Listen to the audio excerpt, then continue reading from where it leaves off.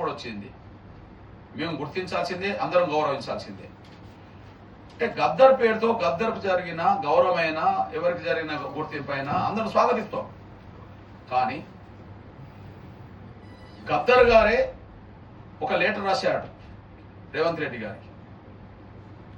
ఈ లెటర్లో తేదీ 26/5/2023.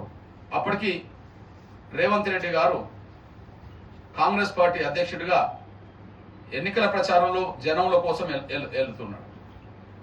ఓకే, ఆయనకు రాసిన లెటర్లో కాంగ్రెస్ పార్టీకి నిజమైన కళా బృందం గట్టిగా లేదు అని చెప్పి, కేసీఆర్ ప్రభుత్వం కూలిపోయే గోడ లాంటిది, గట్టిగా తన్నదంతే అది పడిపోతుంది, ఈ పరిస్థితిలో మీరు వచ్చారు కానీ కళా బృందం మీకు లేదు అని చెప్పి ఆ లెటర్లో ఒక వ్యక్తి పేరు రాశాడు.